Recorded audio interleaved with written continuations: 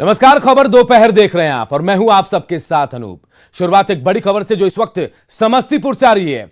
समस्तीपुर में एक युवक ने फायरिंग की और फायरिंग का वीडियो भी सोशल मीडिया में वायरल हो गया है। रक्षाबंधन के दिन का यह वीडियो बताया जा रहा है।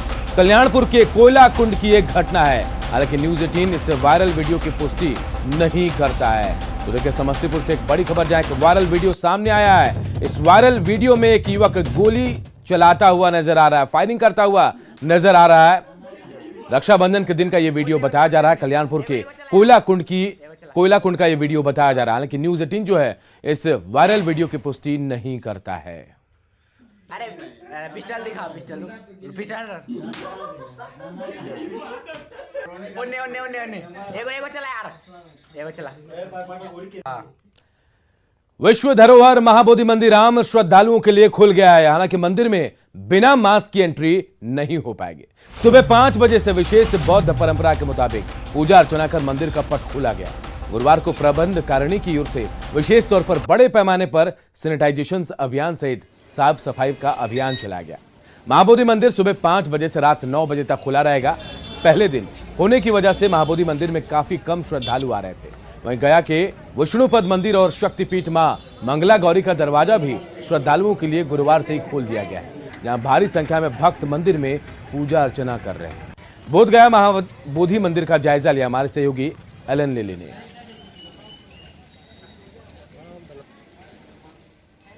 आज से हम लोग मंदिर खोल गया। सभी हमारे पूरा सवेरे 5 बजे लेकर शाम 9 बजे तक डेली एस नॉर्मल सब खुल गया। इसी तरह हम लोग लाइन अप करके कोई हम लोग फैसिलिटीज जो ज़रूर है हम सब है, कोई दिक्कत नहीं है। महाबोधि मंदिर खुलने के बाद हम लोगों को आने के बाद बहुत अच्छा फील हुआ। अभी हम लोग मंदिर परिसर में जाएंगे और मंदिर भी घूम करके आएंगे। अंदर का क्या है, वातावरण अच्छा है या खराब है, भी अंदर जाने के बाद बहुत बढ़िया पता चलेगा। हम लोग आना तो चाह रहे थे काफ़ी दिन से भी, अभी विथ फैमिली हम लोग आए हैं मंदिर घूमने के लिए। विश्व धरोहर महाबोधि मंदिर का दरवाज़ा अब आम श्रद्धालुओं के लिए खोल दिया गया है। अभी हम मौजूद हूँ विश्व धरोहर महाबोधि मंदिर के पास और यहाँ पर आप देख सकते हैं कि आज से कोरोना गाइडलाइंस के देखते हुए बिहार सरकार का आदेश जारी हुआ कि जितने धार्मिक स्थल जो बंद थे उसे खोल देने का आदेश दिया गया है। हालांकि गुरुवार को सभी धार्मिक स्थलों खोलने का आदेश था, लेकिन बोधगया महाबोधि मंदिर को गुरुवार में विशेष तौर पर तैयारी की गई थी, जिसके कारण जो आज शुक्रवार को आज सुबह से ही 5 बजे विशेष बौद्ध पूजा के अनुसार दरवाज़ा को खोला गया है। और हालांकि आज पहला दिन है और ऐसे में देखते हुए जो श्रद्धालु हैं उनकी संख्या कम है, लेकिन जो श्रद्धालु हैं जिनको जानकारी हुई है वो धीरे धीरे अब महाबोधि मंदिर पहुँच रहे हैं। बौद्ध जो परंपरा के अनुसार विशेष पूजा अर्चना किया गया और जो यहाँ बताया गया है कि नो मास्क नो एंट्री, यानी कि बिना मास्क का यहाँ पर एंट्री नहीं किया जाएगा। सोशल डिस्टेंसिंग का पूरा ख्याल यहाँ रखा गया है। जो भी श्रद्धालु आएंगे उसे सोशल डिस्टेंसिंग के अनुसार मंदिर में प्रवेश कराया जाएगा। और बताया जा रहा है कि अंदर महाबोधि मंदिर जो गर्भगृह में जो जाने की जो व्यवस्था है वो मात्र अभी 8 से 10 लोगों को ही अनुमति दी जाएगी। हाँ, अगर आने वाले दिनों में जो भीड़ होती है तो वो भी संख्या भी अभी कम हो जाएगी। लेकिन एक तरह से कह सकते हैं कि एक बार बिहार में जो धार्मिक स्थलें हैं खुलने से भक्त भी काफ़ी खुश नजर आ रहे हैं। एलन लिली, न्यूज 18 गया। मधुबनी के झंझारपुर में जिम्मेदारों की लापरवाही के चलते यहां की सड़कों पर चलना मुश्किल हो गया है। झंझारपुर की मुख्य सड़क पर करीब 4 महीने से घुटने भर पानी भरा है। लोग किसी तरह जान जोखिम में डालकर यहां से आवाजाही करने को मजबूर हैं। लेकिन जल निकासी को लेकर ना तो स्थानीय जनप्रतिनिधि सुध ले रहे हैं और ना ही संबंधित विभाग की नींद खुल रही है।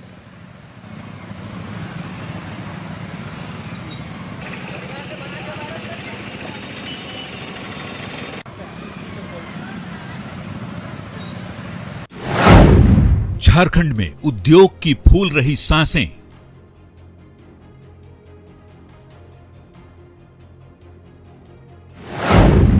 कारोबारियों की नहीं सुनती सरकार।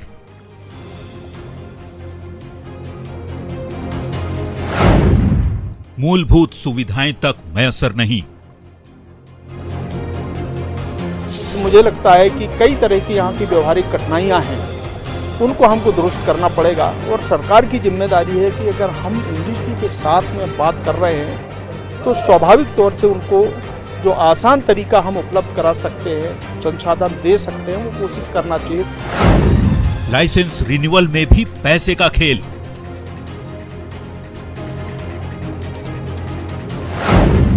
कैसे हो झारखंड में निवेश की बहार?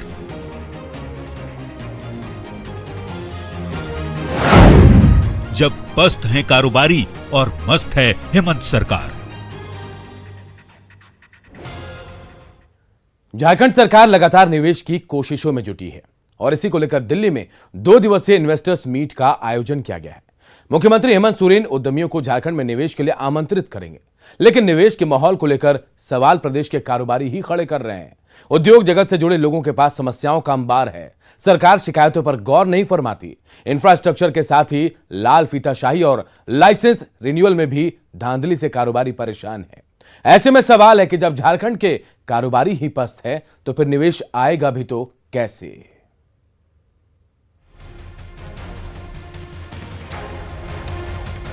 झारखंड में नए इन्वेस्टर्स को लुभाने का खेल एक बार फिर शुरू हो गया है, लेकिन भरोसे के इस जाल में नए निवेशक कितना फंस पाएंगे और मुख्यमंत्री हेमंत सोरेन उनका विश्वास जीतने में कितने कामयाब हो पाएंगे, इसका परिणाम तो आने वाले 2 दिनों में नजर आएगा। लेकिन उससे पहले ये जानना जरूरी है कि प्रदेश में पहले से मौजूद इंडस्ट्री किस तरह की परेशानियों से जूझ रही है और सरकारी उदासीनता के कारण उनका अस्तित्व खतरे में क्यों है। दरअसल झारखंड में सिंगल विंडो सिस्टम फेल है, लैंड बैंक बेअसर साबित हो रहा है, बिजली पानी जैसी बुनियादी सुविधाओं की भी कमी है, प्रदूषण विभाग में भी कई फाइलें अटकी पड़ी हैं, सरकार की जरूरतों में लोकल इंडस्ट्री शामिल नहीं है, सब्सिडी के लाभ से टेक्सटाइल्स सहित कई कंपनियां वंचित हैं, एमएसएमई के लैंड ऑक्शन के लिए अलग से स्लॉट नहीं है, लैंड अलॉटमेंट में भी कई विसंगतियां हैं,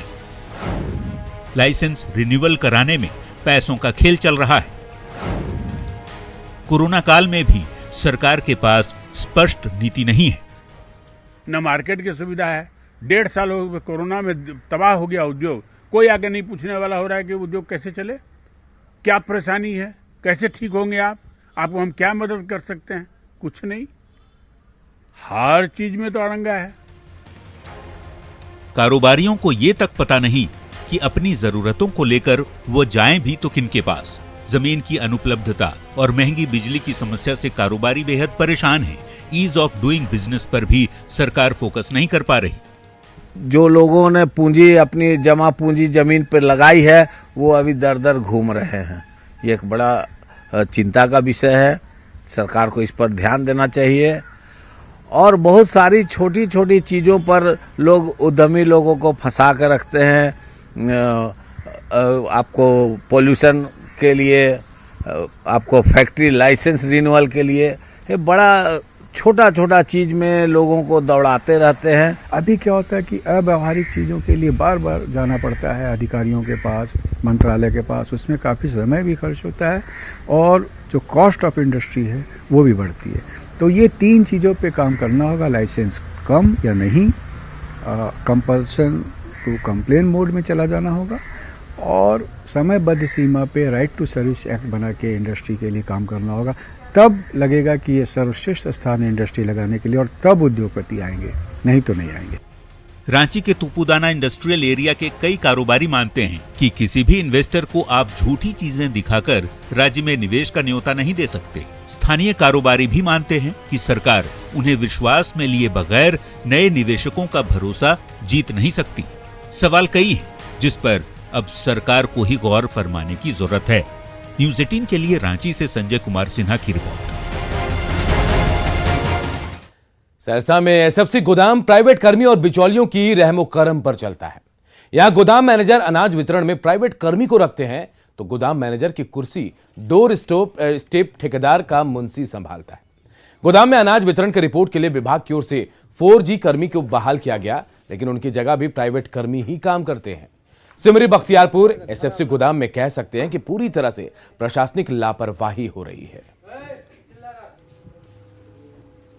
यहाँ टीए पद पर टीए का काम हम करते हैं। ये कहाँ से बहाल हुए आप? ये आपको ठेकेदार की तरफ से। ठेकेदार की तरफ से बहाल हुआ। आपका क्या काम है? हमारा काम है बोरा डीलर को गिनती करके देना। हम ट्रांसपोर्टर के टीए हैं। अच्छा, यहाँ पे कितने टीए हैं? एगो हैं। तो यहाँ पर शैलेंद्र जी कौन टीए हैं जो ठेकेदार की तरफ से बहाल किया गया है? ये वो कौन है? ठेकेदार के तरफ से शैलेंद्र जी न बहाल किए गए, वो मैडम क्या किए? मैडम बहाल किए हैं। किसके जगह पे काम कर रहे हैं? इरशाद जी की जगह पे। इरशाद जी क्या है यहाँ पे? तो इरशाद जी अपना कोड वगैरह सब कुछ बताए हुए हैं? देखिए, संज्ञान में जो बात आई है तो निश्चित तौर पे इसकी जांच कर कार्रवाई की जाएगी। मैं खुद लगातार दौरे पर रहता हूँ फील्ड में और सिंगरी बख्तियारपुर भी जाता हूँ। अगर मेरे संज्ञान में आती है और मैं जांच करवाता हूँ जैसा कि आप लोग बता रहे हैं, दोषी पर कार्रवाई की जाएगी। बीजेपी कार्यालय में सहयोग कार्यक्रम के तहत मंत्री जनक राम ने लोगों की शिकायतों को सुना। इस दौरान अवैध खनन पर उन्होंने कहा कि सरकार लगातार कार्रवाई कर रही है और आगे भी कार्रवाई होती रहेगी। उन्होंने कहा कि मानसून के कारण आम लोगों को सरकारी रेट से बालू मिल रहा है और लोग इसके लिए जिला के माइनिंग ऑफिसर से संपर्क कर सकते हैं।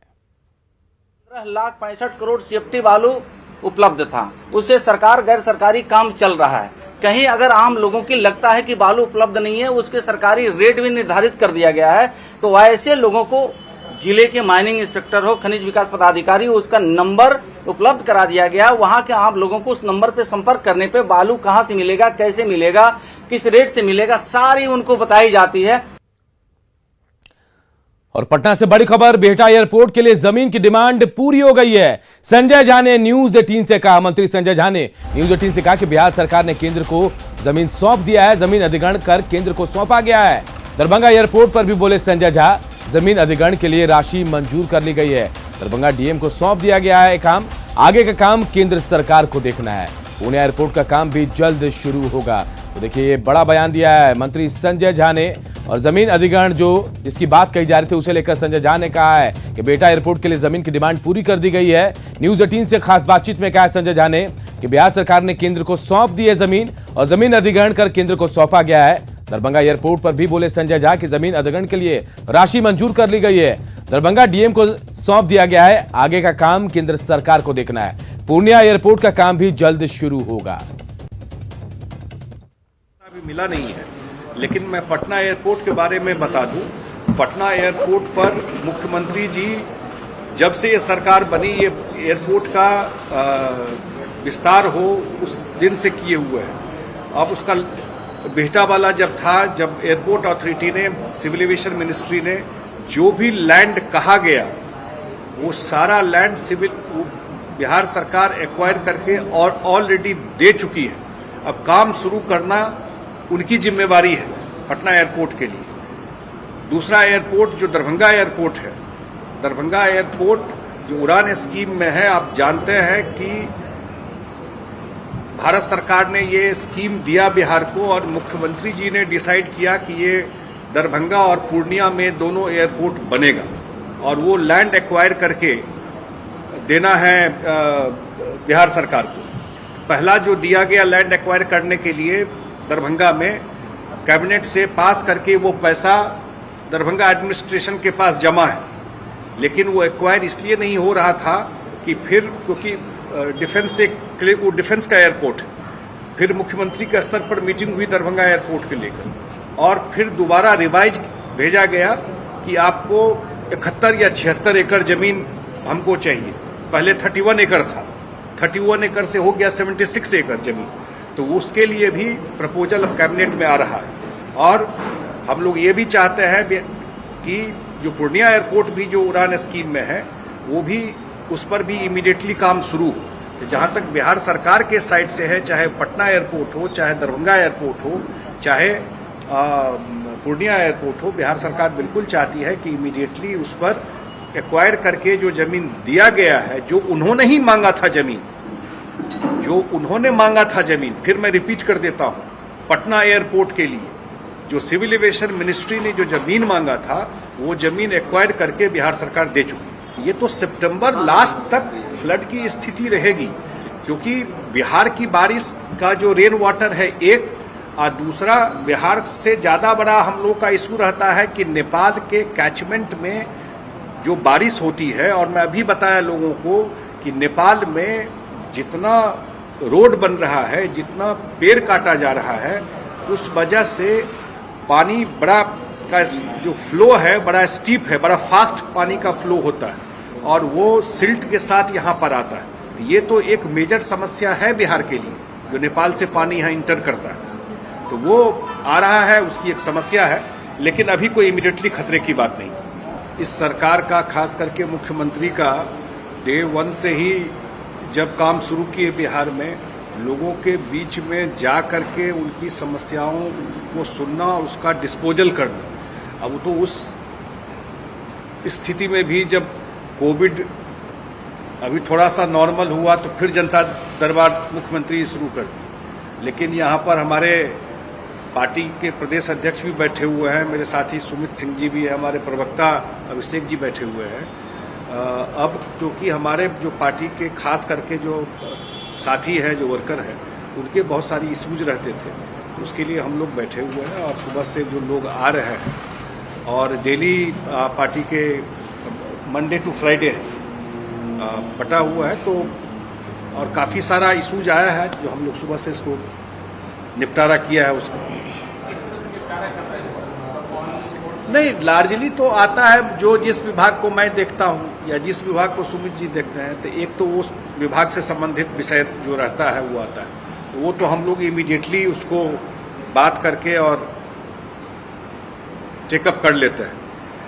कुछ बात विभाग से अलग भी आता है, कोई जिला का समस्या रहता है, कोई और समस्या रहता है, तो फिर वहाँ उनसे बात करते हैं और अगर जो भी जेन्युइन बात है उसको इमीडिएटली कोशिश करते हैं उसको निपटारा। फ्लड को लेकर कुछ लोग आ रहे हैं, एक आध लोग आए फ्लड को लेकर के, जो कहीं पानी ओवरटॉप कर गया है तो उसको स्ट्रेंथन करने के लिए एक यहीं से आए हुए थे धनरुआ से, अभी जो पानी ओवरटॉप कर गया, तो मैंने बात किया है चीफ इंजीनियर से, वो सही बात था, सही जानकारी थी, तो अभी तो उसको स्ट्रेंथन कर दिया गया है, फ्लड के बाद उसका परमानेंट काम कर दिया जाए। चतरा के आम्रपाली कोल परियोजना से कोयले की हेराफेरी मामले में सीबीआई ने जांच प्रक्रिया शुरू कर दी है। सीबीआई की टीम ने परियोजना कार्यालय पहुंचकर कोयला शॉर्टेज की जानकारी ली। जांच एजेंसी की टीम ने यहां डेढ़ से 2 घंटे तक दस्तावेजों को खंगाला। सूत्रों से जो जानकारी मिली है उसके मुताबिक छापेमारी में सीबीआई की टीम कोयला उत्पादन, प्रेषण और स्टॉक से संबंधित दस्तावेज अपने साथ ले गई। इस दौरान सीसीएल के साथ साथ आउटसोर्सिंग कंपनी के ठिकानों की भी तलाशी ली गई। वह इस बारे में किसी भी अधिकारी ने कुछ भी बोलने से मना कर दिया है।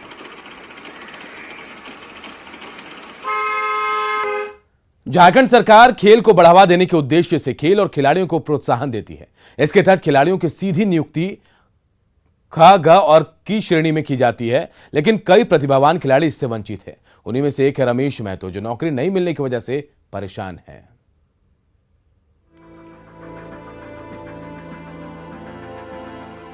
कई प्रशस्ति पत्रों के बीच अकेला बैठा ये शख्स कोई आम इंसान नहीं है।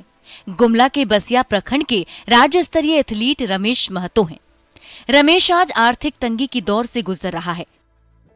एथलेटिक्स में अपने देश और राज्य का प्रतिनिधित्व कर दर्जनों मेडल जीता, लेकिन सिस्टम की मार से रमेश टूट चुका है। अब परिवार चलाना है तो आमदनी तो चाहिए, ऐसे में ऑटो चलाकर गुजारा करना मजबूरी है। कोनबीर निवासी बसंत महतो के 2 पुत्र और 1 पुत्री में रमेश बड़ा बेटा है, तो कमाकर घर चलाने की जिम्मेवारी भी इनकी ही है। इसलिए जरूरत पड़ने पर धान कुटाई का काम भी करता है। 2019-16 में उसमें निकाला, फिर मेडिकल में अनफिट होने के बाद वो दलाल पैसा मांगा, पैसा करके पास करा देंगे, 3.5 लाख रुपये मांगा हमसे। फिर हम जमीन बेच के 3.5 लाख रुपये दिया, तो फिर नौकरी वोकरी कुछ नहीं हुआ, हमसे पैसा ठगी कर लिया। बीते 10 सालों से लॉन्ग जंप, शॉटपुट आदि एथलेटिक्स खेलों में जिले के साथ साथ स्टेट और नेशनल लेवल पर लोहा मनवा चुके हैं। कई प्रतियोगिताओं में कई गोल्ड मेडल अपने नाम कर चुका है। रमेश ने संत जोसेफ स्कूल कोनबीर नवाटोली से 2015 में प्रथम श्रेणी से मैट्रिक पास की। ग्रेजुएशन के दौरान सेना में नौकरी के नाम पर रमेश से ठगी की गई, जिससे हालत और भी खराब हो गया। अब स्थानीय नेता इसको लेकर सरकार को दोषी ठहराते हैं। प्रोत्साहन दे, नौकरी दे दे और इसको खेल के दिशा में आगे बढ़ाए।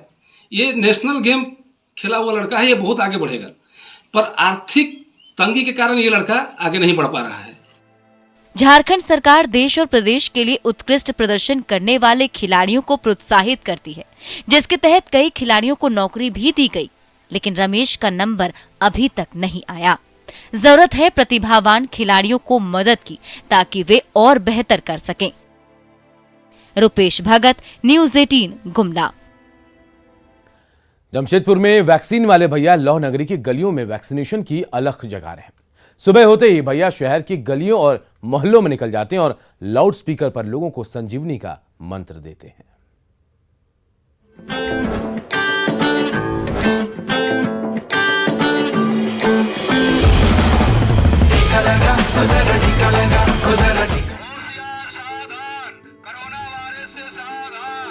ये हैं जमशेदपुर के बागबेड़ा के जिला पार्षद किशोर यादव। किशोर हमेशा की तरह आज फिर साइकिल पर सवार होकर निकल आए हैं जमशेदपुर की गलियों और मोहल्लों की तरफ। हालांकि इससे पहले कि इनकी साइकिल गलियों तक पहुंचेंगी, इनके लाउड स्पीकर से आ रही ये आवाजें लोगों को बता देगी कि आज कोरोना वैक्सीनेशन सेंटर को लेकर जमशेदपुर में क्या गतिविधियां हैं,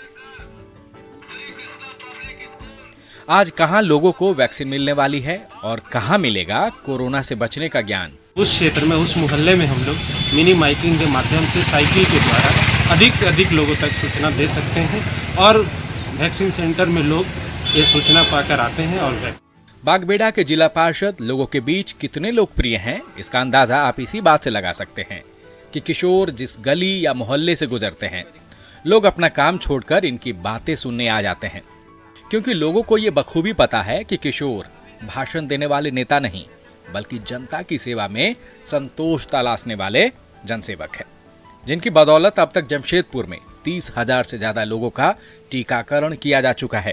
कोरोना के खिलाफ जंग में हमारा यह सबसे बड़ी लड़ाई है और कोरोना को तभी हम परास्त कर सकते हैं जब हम अपने क्षेत्र के एक एक लोगों को वैक्सीन दिला पाएंगे। बागबेड़ा के जिला पार्षद किशोर यादव की रोज की यही दिनचर्या है।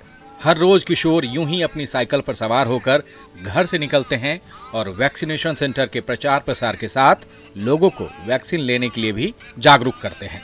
और यही वजह है कि अपनी इन्हीं खासियतों की वजह से किशोर जमशेदपुर में वैक्सीन वाले भैया के नाम से पहचाने जाते हैं। जमशेदपुर से अभिनव, न्यूज़ 18 नेटवर्क।